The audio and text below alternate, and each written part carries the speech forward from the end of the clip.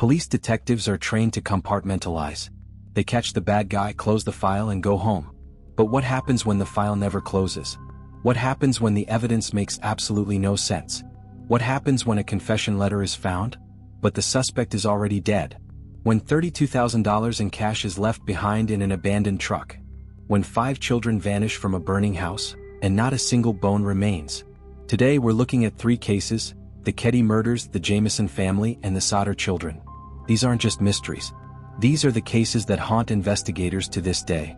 Cases where every answer leads to 10 more questions. Cases that refuse to let go. Let's start in 1981, in a cabin nestled in the mountains of California, where a teenage girl is about to walk into a nightmare. Case 1. The Keddy Cabin Murders. Keddy, California. April 1981. This isn't the California of beaches and palm trees. This is the California of dense pine forests and mountain air. A place where families came to escape the noise of the city. The Keddy Resort was a collection of small rental cabins, most of them occupied by working-class families just trying to get by. Cabin 28 was home to Sue Sharp and her 5 children. Sue was a single mother, recently divorced, doing her best to start fresh. Her kids were Sheila, 14, John, 15, Tina, 12, and 2 younger boys, Rick and Greg. On the night of April 11th, Sheila was at a sleepover next door. The rest of the family was home. John had a friend over, Dana Wingate, 17 years old. It was a normal Saturday night. The next morning, Sheila came home. What she found inside cabin 28 has been described by investigators as one of the most brutal crime scenes in California history. Her mother, Sue, her brother, John, and his friend, Dana. All 3 had been bound with an electrical cord and medical tape. All 3 had been bludgeoned with a hammer and stabbed repeatedly. The violence was so extreme that investigators believed multiple attackers were involved. Here's what makes this even more disturbing. Sheila's 2 younger brothers, Rick and Greg, were asleep in the bedroom right next door. They slept through the entire attack. Another boy, Justin Smart, was also in that room. A neighbor's son. He was having a sleepover with the Sharp boys that night. None of them was harmed. None of them heard a thing. But one person was missing from the crime scene. Tina, 12 years old, gone. For 3 years, investigators searched for Tina Sharp. Searches, bloodhounds, helicopters, nothing. And then in 1984, a bottle collector was walking through a remote area in Butte County, about 62 miles from Keddy. He found a skull, then more bones. It was Tina. She had been held somewhere after the murders. And then she was killed. Now here's where this case goes from tragic to infuriating. Detectives had suspects. From day one, Martin Smart, also known as Marty. He lived in cabin 26, right next door to the Sharps. Remember Justin, the boy who was sleeping over at the Sharp house that night? That was Marty's stepson. Marty Smart had a history of violence. He'd been in altercations with Sue Sharp before. Witnesses reported hearing him make threats. And here's the kicker. Shortly after the murders, Marty told people that his claw hammer had gone missing. In 2016, a hammer matching that exact description was found in a pond near the cabins. Then there was Marty's friend, John Bubaid. Everyone called him Bo. Bo had ties to organized crime in Chicago, a violent past, and he was staying with Marty Smart at the time of the murders. So you have 2 violent men living next door with motive and opportunity. Case closed, right? Wrong. The investigation was botched from the beginning. The Plumas County Sheriff's Department was small, rural, and underfunded. Within 3 months of the murders, Sheriff Doug Thomas resigned due to the stress of the case. Evidence was mishandled. The crime scene wasn't properly secured. Composite sketches of potential suspects were done by an amateur artist with no training, not by FBI forensic specialists. And here's the evidence that should have solved this case. After Marty Smart died in 2006, investigators found a letter he had written to his estranged wife. In it, he wrote, "I've paid the price of your love, and now I've bought it with 4 people's lives." 4 people. Sue, John, Dana, and Tina. In recent years, DNA was found on medical tape recovered from the crime scene. That DNA matches a living suspect. Someone law enforcement knows. But because of the mishandling of evidence decades ago, they can't make an arrest. And there's more. In 2008, Marty Smart's former therapist came forward. She said that before Smart died, he admitted to killing Sue and Tina in therapy sessions. But Marty Smart is dead. Bo Bubaid is dead. And no one has ever been charged. Sheila Sharp, now in her 50s, has spent her entire adult life trying to get justice for her family. She's given interviews. She's pushed for the case to be reopened. In 2016, the case was officially reopened by the Plumas County Sheriff's Office, but as of today, it remains unsolved. The evidence is there. The confession is there. But justice? Justice is still out of reach. While the Ketty murders were terrifying because of their violence, our next case is terrifying because it makes absolutely no sense. Case 2, the Jamison family disappearance. October 8, 2009. The San Bois Mountains, Oklahoma. Bobby Jamison, 44 years old. His wife, Sherilyn, is 40. Their daughter, Madison, just 6 years old. They were looking to buy a 40-acre plot of land in a remote area near Red Oak. They wanted to start fresh. Get away from people. Live off the grid. On the surface, they seemed like a normal family. But there were cracks beneath that surface. Bobby had chronic pain from a severe back injury. Sherilyn had struggled with depression. Both of them had become increasingly paranoid in the months leading up to their disappearance. But we'll get to that. On that October day, the Jamisons drove out to the mountains in their white pickup truck. They were seen by a few people in the area. A local man was working on the land they were interested in buying. He saw them. Said they seemed fine. Normal. And then they vanished. 4 days later, on October 12th, a hunter found their truck abandoned on a mountain road. The truck was unlocked. The windows were down. The keys were inside. So were their wallets, their cell phones, their GPS, and there was more. $32,000 in cash, just sitting in the truck, in a bag, out in the open, and there was a dog inside. The family's white Shih Tzu, Maisie. She was malnourished, barely alive, but she had survived. Alone in that truck for 4 days. So let's stop and think about this. If you were being chased or running from someone, would you leave behind $32,000? Would you leave your phones, your wallets, your GPS? Would you leave your dog? No, you wouldn't. The sheriff's office began a massive search. Dogs, helicopters, volunteers. They scoured the mountains for weeks. Nothing. No trace of the Jamisons. And then investigators found something that made this case even stranger. Before they disappeared, the Jamisons had stopped at their storage unit. Security cameras captured them loading items into their truck. And the footage is unsettling. Bobby and Sherilyn moved back and forth between the storage unit and the truck. Over and over. Slowly. Methodically. They don't speak to each other. They don't look at each other. Their faces are blank. Expressionless. One investigator described it as watching zombies. Another said they moved like they were in a trance. What were they doing? What were they thinking? For 4 years the case went cold. Theories swirled. Did they run away? Were they murdered? Did they get lost in the wilderness? And then, in November 2013, 2 hunters were out in the mountains. They were about 3 miles from where the truck had been found. And they stumbled upon bones. 3 bodies. Face down. Side by side. It took months for the remains to be identified. In July 2014, it was confirmed. Bobby, Sherilyn, and Madison Jamison. But here's the problem. The bodies had been exposed to the elements for 4 years. No soft tissue remained. The medical examiner could not determine the cause of death. No bullet holes in the bones.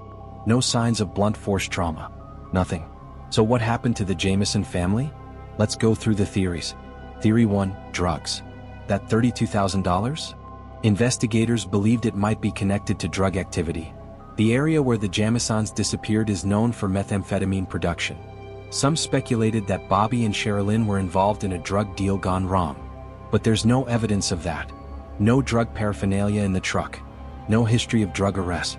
Just speculation. Theory 2, Bobby's father. Bobby had filed a restraining order against his own father, Bob Dean Jamison, months before the disappearance. In the filing, Bobby claimed his father had threatened to kill him and his family. Investigators looked into Bob Dean. But he had an alibi.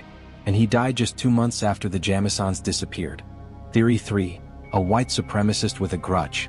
This one is wild, but it's documented. The Jamisons had hired a handyman named Kenneth Bellows to do work on their home. When they discovered he had ties to white supremacist groups, Sherilyn reportedly pulled out a gun and fired it at his feet, ordering him off their property. Bellows was investigated. And there was even an anonymous tip that claimed Sherilyn's name was on a cult hit list. But no evidence tied Bellows to the disappearance. Theory 4, paranormal or mental health crisis. In the months before they disappeared, Bobby and Sherilyn told their pastor they believed their home was haunted.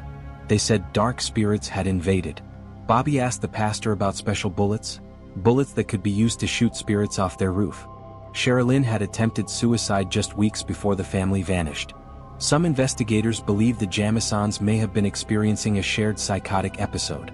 But even if that's true, it doesn't explain how they ended up 3 miles away from their truck, face down, side by side. The sheriff who worked the case said it best. This investigation was frustrating because every piece of evidence contradicts another piece of evidence. The Jamisons left behind a video that creates more questions than answers. But our final case left behind nothing at all. Not even bones. Case 3, the Sodder Children. Christmas Eve, 1945. Fayetteville, West Virginia. George and Jenny Sodder had 9 children. Maurice, 14. Martha, 12. Louis, 9. Jenny, 8. Betty, 5.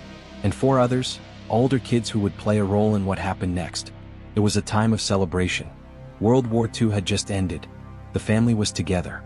They stayed up late that night, laughing, playing, enjoying the holiday. Around 1 a.m. on Christmas morning, Jenny woke up. The lights were still on downstairs. The front door was unlocked. She got up, turned off the lights, locked the door, and went back to bed. And then at 1:30 a.m. she woke to the smell of smoke. The house was on fire. Jenny screamed. George jumped out of bed. They ran through the house, grabbing their children. 4 of the older kids escaped. George and Jenny made it out. But 5 of the children, Maurice, Martha, Louis, Jenny, and Betty, were still inside. Upstairs. Trap. George ran to the side of the house where he usually kept a ladder. It was gone. He tried to start his coal truck to pull it up to the window. The truck wouldn't start, even though it had been running perfectly the day before. He tried his other truck. Same thing. Dead. Jenny tried to call for help. The phone line was dead. Later, investigators would discover the line had been cut, not burned. One of the older children ran to a neighbor's house to call the fire department. But the fire chief wasn't at the station.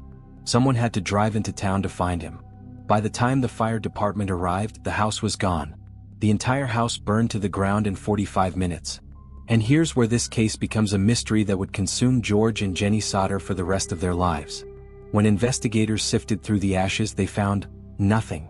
No bones. No teeth. No trace of the 5 children. The local coroner ruled that the children had been incinerated in the fire. George and Jenny did not believe that. And they had science on their side. A crematorium operator told them that even at 2,000 degrees Fahrenheit, sustained for over 2 hours, human bones remain. They don't just vanish. Teeth, especially, are nearly impossible to destroy. Jenny conducted her own experiments. She burned animal bones at different temperatures. Every time, charred remains were left behind. And yet, in the ashes of their home, investigators found household appliances. A stove, a refrigerator, identifiable, still intact, but no bones. George and Jenny began to investigate, and they uncovered a series of disturbing events that had occurred in the months before the fire. A life insurance salesman had come to their home. When George refused to buy a policy, the man became angry. He told George his house would go up in smoke, and his children would be destroyed. What? George Sodder was an Italian immigrant who had been outspoken in his criticism of Mussolini and the Italian fascist regime. In a town where some still supported Mussolini, that made George a target. Another visitor had come to the house and warned George that his fuse box was faulty, that it would cause a fire someday.